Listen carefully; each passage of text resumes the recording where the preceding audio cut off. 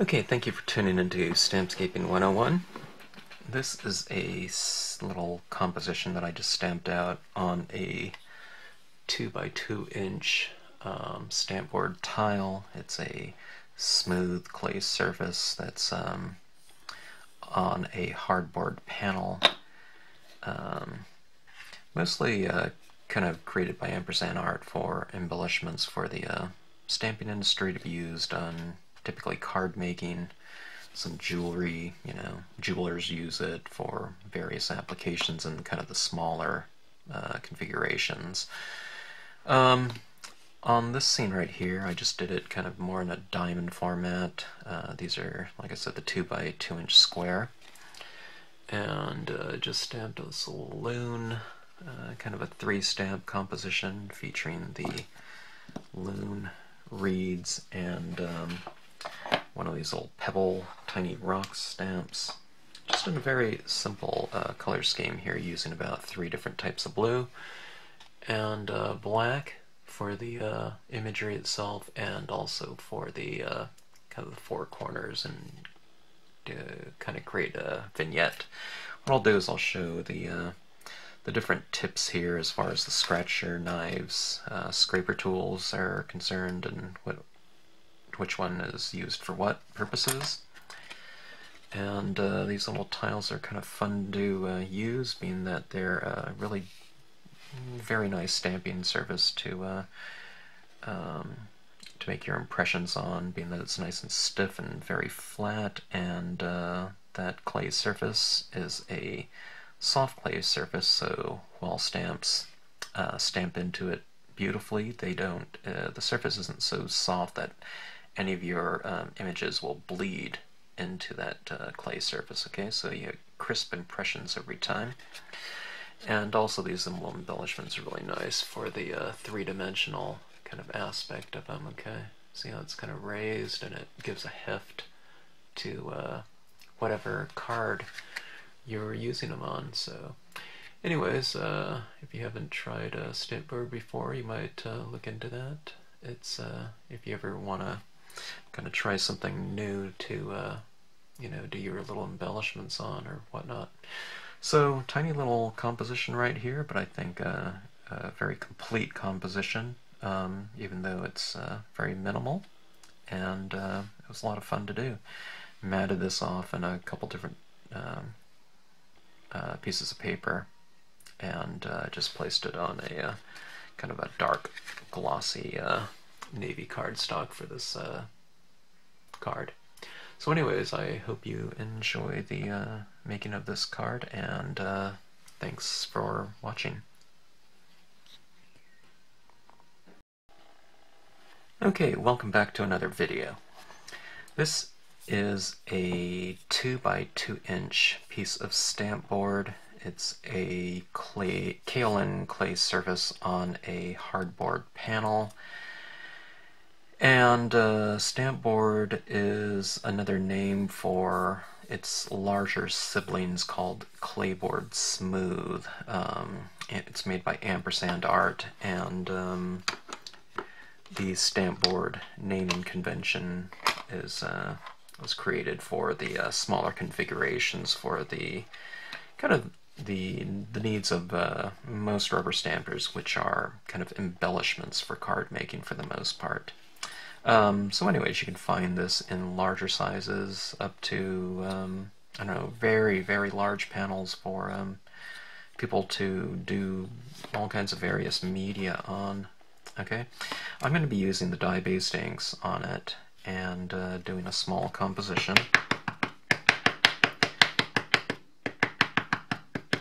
Okay, that's just a very simple and straightforward application of ink. I'm just coating up the surface with a light blue ink. That one happens to be the dye-based Marvy Matchables Salvia Blue. If you're working with a larger pad, something like this, or something, you can just go ahead and wipe it right on there and just get the whole thing coated in. That's not every panel, that just happens to be the type of scene that I'm going to be doing right now. I'm doing kind of a vignette type of approach, just like I do with you know, my glossy cardstock scenes. Okay, so what I'm doing is I'm trying to create this transition of values, in this case blue values, going from light in the center to the darker edges. Okay, transitioning to the darker edges. Okay, now after that first color, I'm going into the scene quite a bit, and I'm going to leave a little circle in there of pure salvia blue, that first blue that I used. Okay. Going in with kind of a mid-tone blue. This one happens to be called light blue, but it's really more of a medium blue as far as value goes. Okay, now this is a number 3 Marvy blue. If you don't have that, just go with any dark blue. Okay. So, you know, what I'm doing is I'm basically going with the light, medium, and dark blue. Okay, now this final color, right here, I'll put on some black on here too, but I'm avoiding these types of shapes in the scene right here, okay, because I'm doing something with my tip here, okay. Instead of having it go down like this and touch the board, what I do is I'm going onto the scene like this. See that? This tip is never engaging the board like that. It's kind of at an angle like this, okay? See that right there? Like that. Okay, so how that looks when I'm applying the ink is this, okay? So it's at an angle. Now, if you do get some tips down there, don't worry about it, okay? But this just creates a little bit of an easier transition into the next color, you know, if I'm kind of going for that oval, you know, that look. Alright, if I don't put that tip down on the, you know, the front of this, down on the tile, okay, so it's at an angle again.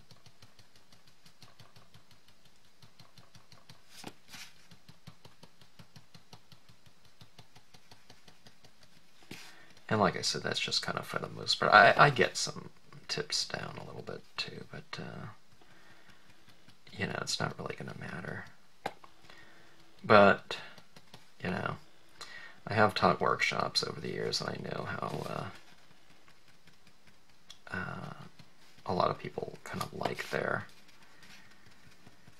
pieces to look during the process, and sometimes it bothers people. They go like that, and they go, oh my god, you know, they're looking at something like that thinking it's a mistake or something, and they tend to fixate on that. But so don't fixate on something like that. It's not really going to matter if that does happen. Okay, that was dark navy blue. That one was actually the number 3, and it's just called blue. Alright. Now doing that same type of angle with my tip here. Okay.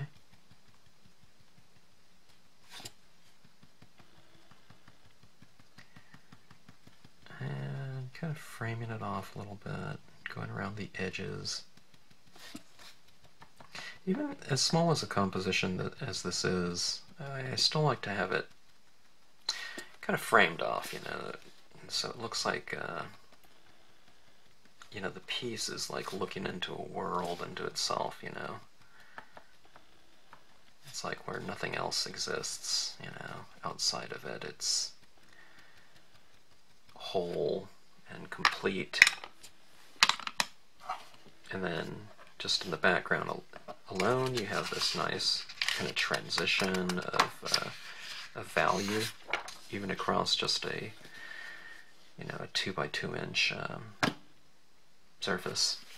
Okay, now what I did was I left what would be kind of this size of a dime or something like that in the middle. It's about a 1 inch across, and then right here, this is probably about 1.5 inches across. I don't know, maybe a little bit more, something like that, and just darkened up the corners, you know, about a 1/4 inch in or so. And that's just a rough estimate. Okay, now this is going to be a composition featuring this Loon stamp. Okay, I'm going to change this. I'm going to put this at an angle, just, you know, to make it a little bit more dynamic, maybe. And let's see, I'm going to try to make sure that I get the whole Loon onto the board. I'll go about like so. Especially the beak. Make sure you get that whole beak on there, because it'll look funny if it's kind of running off the board. Okay.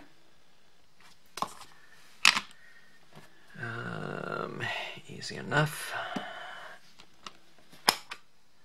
And let's get a little bit of texture and kind of some additional imagery in here. These are the reeds. Okay. Went for 5 impressions of it. I didn't use the whole thing. Let's see, I could put some of this in the background as well. Maybe I'll do that. Kind of where the Loon's kind of swimming in the shallows, maybe. Okay. Something like that. And let's see if I have some room for some little pebbles here. This is the Tiny Rocks stamp.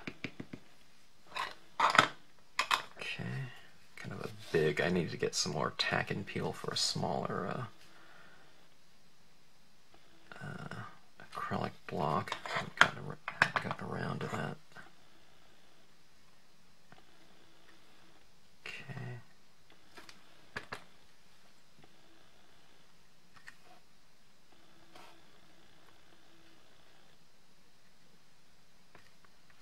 Okay, kind of a nice little composition.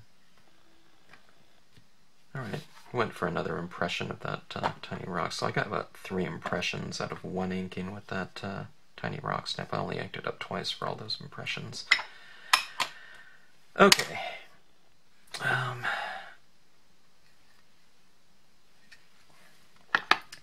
Now the fun begins.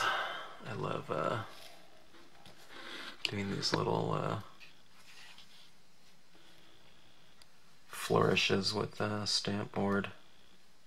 Stampbord, the idea of it, the reason why they call it board is because it's on a kind of hardboard panel, but when it's on something more like a Bristol board or something like that, it's called scratch board. Let me see if I can brighten this scene up a little bit.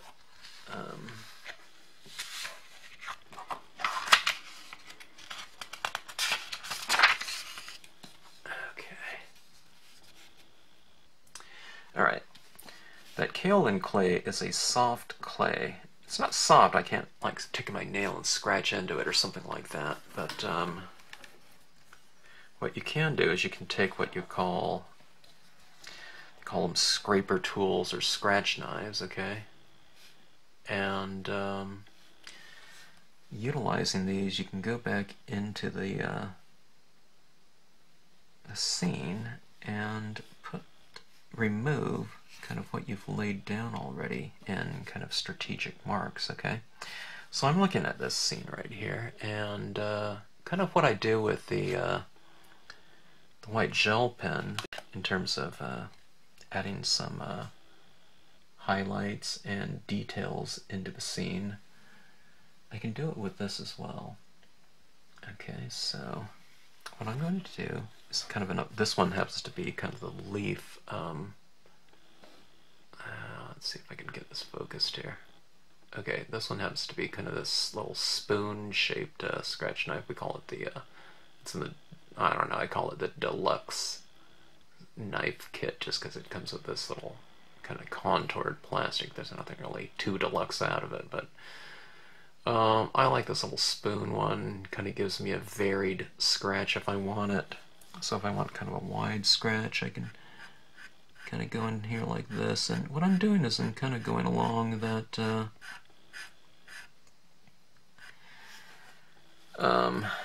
this little detail on the stamp right here, these little ripples, and I'm putting kind of a little highlight on that.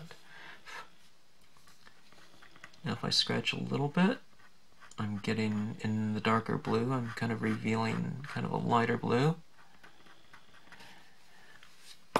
And the deeper I get into it, I start getting back down to the white of the board, okay?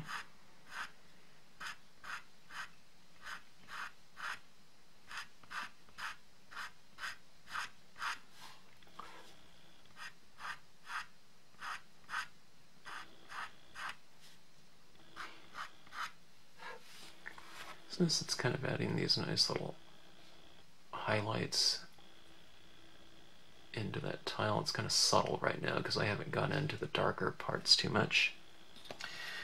Let's go and add a little bit kind of behind the loon and the water.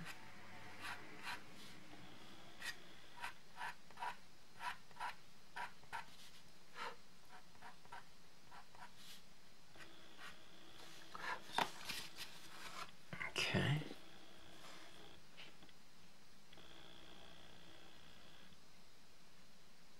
I'm looking at the camera, I'm not even sure if you can see that it's kind of subtle. Let's go with a deeper cut, you know, so you can see it a little bit more better. Okay, scratching into it deeper.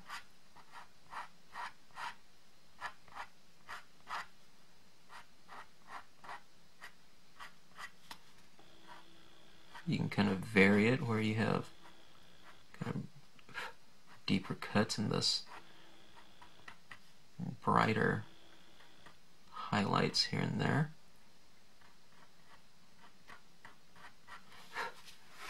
Okay. There we go. Same thing for behind the loon.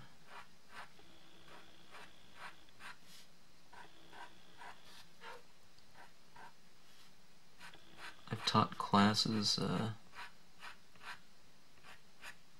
using Stampbord before, and kind of after everyone gets their scene stamped out and they start on the subtractive process here of kind of scratching back into their scenes, I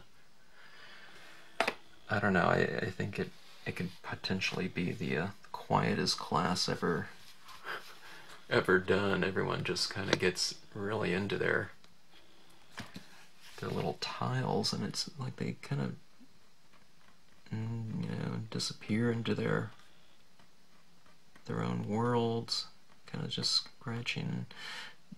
I don't know, there's something to this kind of reverse process of kind of focusing on the it's kind of highlights, but I don't know, some of it can be like focusing on a little bit on the negative space. There's just something very kind of relaxing about it. I'm putting some highlights on those rocks back there. See that little eyeball right there? I think I'm going to kind of dig that out a little bit, doing a little twirl with the scratch knife. This is what it looks like if I'm going to put, or I can put little highlights in the water too. For the tile then, what I do is I go like that, and I do a little twirl like that, okay? Don't drill into it really far or anything like that, but see that little blip of white like that, just kind of go like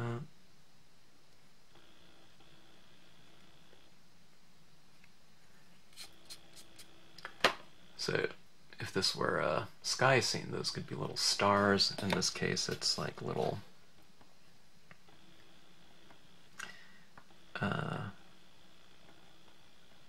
specular light effects, you know, light that's brighter than white, little sparkles in the water. Okay. So there's little details like that.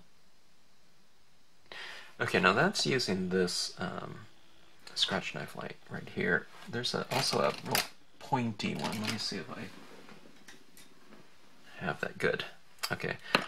This one right here is more of a sharper point. See that?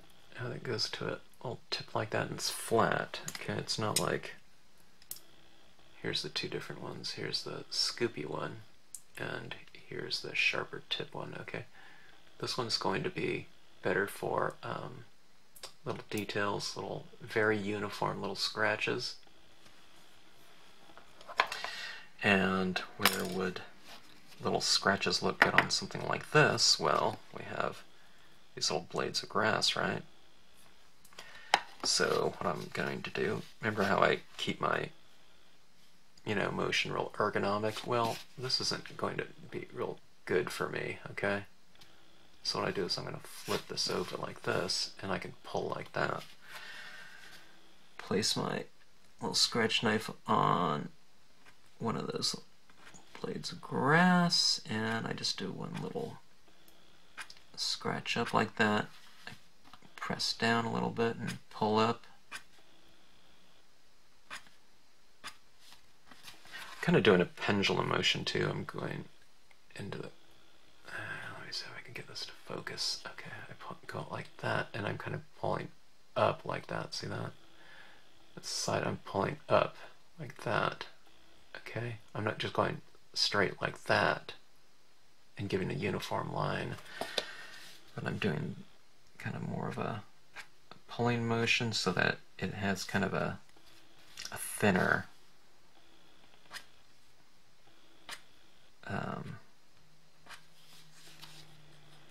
end, I don't know, what end result to the scratch like that. Okay, so it's more of a tapered look. That's the word I'm looking for. Okay. But anyway, so you can see that it's kind of starting to bring out the little blades of grass, right? It looks more dimensional that way. And, you know, if you're doing this, don't worry about staying exactly on one of the blades of grass, okay? If you create your own, that's fine. I'm certainly not staying, you know, perfect on my little blades there, but, you know, it really doesn't matter. Some of the little blades in the background, little reeds, okay.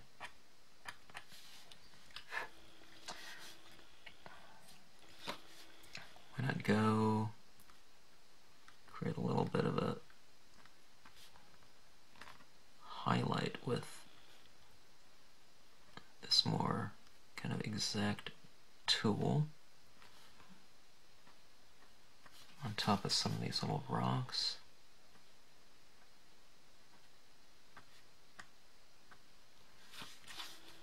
Okay, and maybe go in the water too.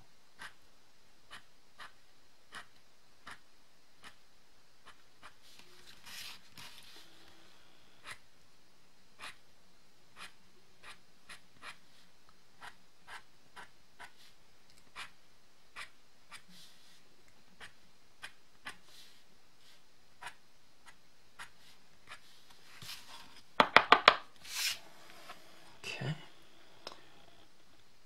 That. There's some kind of finer scratches there in the water too. And let's see its little, let's kind of create a little bit of a separation between the bird in the background. Let's put some little highlights, highlighting details into some of the textures on the bird.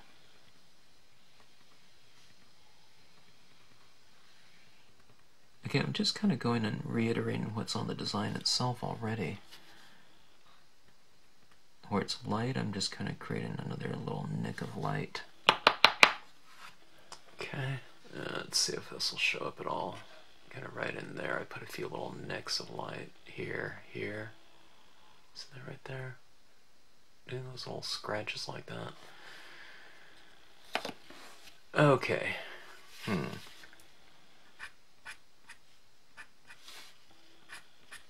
Okay, these tiles also look really beautiful when you spray them, you know, with an acrylic spray. Maybe I'll do that, or I don't know. Maybe I'll do that after I do this scene, and I'll show the end result in a, I don't know what you call it, pre-cap, not a recap, but that little introduction that I show at the beginning of the videos, if I remember to. Okay, now the side of this board is just plain hardboard panel, okay? It's good. Sorry. It's kind of boring right there. Yeah, it's real dark and whatnot. What I like to do is I like to take some kind of pigment ink. Now, I like it metallic better, but most of my metallic pads are kind of dry right now. I didn't realize it. So this is a color box amber, and I'm just, see that color right there on the side? That looks better than that right there. See that color there?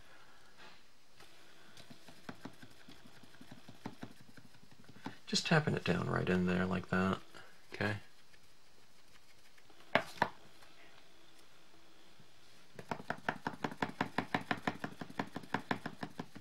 There were these metallic markers one time, and sometimes we used to take that marker and kind of draw on the side here, but yeah, it's so much faster just to take the whole board and just tap it right into an ink pad, and it gets it nice and even on there. Alright, good enough. Okay, so we have our little tile there, and alright, I need to add some photo stickers to this, or you can use a little whatever adhesive roller that you have.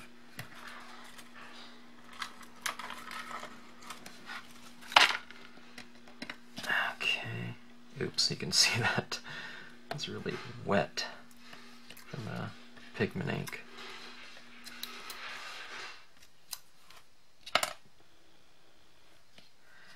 Okay, this is a little bit of blue star drain paper that I'm putting this down on, and I've pre-positioned some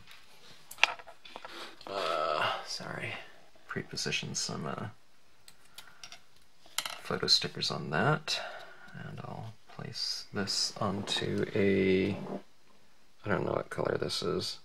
It's kind of a copper metallic paper. I like how that kind of looks on a lot of things. And let's see, let's take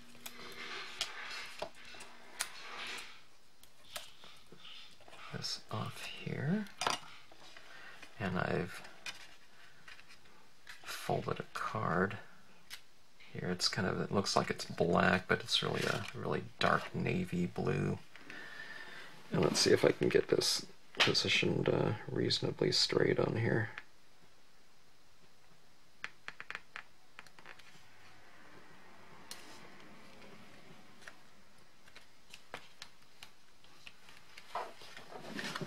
Okay, not too bad. Alright, and then this can easily be done, that composition can be done on glossy paper or something else on paper, but there's something to be said for having this kind of thicker little embellishment on there. It's kind of nice having that, you know, there's a weight to it and heft, and just having it kind of raised above like that. And like I said, it really takes a lot of different media, Stampbord and Clayboard. It's kind of a surface that's been conceived to accept as many different types of media as possible. It won't take something like your softer media like pastels very well, but things like oil paints and acrylics and dye-based inks, alcohol inks look great on it. I haven't tried the Copic markers too much on there, but you might want to try something like that. But anyways, you know, when you position these on, a lot of the comments that I got have been, you know, when someone, even a stamper, giving something to another stamper, a lot of times people say, how did you do that? You know, how did you get that scene or whatever you did on that raised panel, not knowing that it's a panel that has a prepared surface for all kinds of different media. So what I'll do is I'll take and I'll spray this off outside and finish it off. Let's see. Speaking of kind of like an alcohol-based marker, maybe I'll put some of these in here, just where I've positioned some of those other highlights. Maybe I'll put a little bit of a shadow with this is a Loon permanent marker. Okay. Okay, looks pretty good. I think that helped a little bit. Like that. Okay. Three-dimensional. I don't know. Diamond Loon or something like that, name of the piece. Okay, thanks so much for watching, and hope you enjoyed the Stampbord demonstration.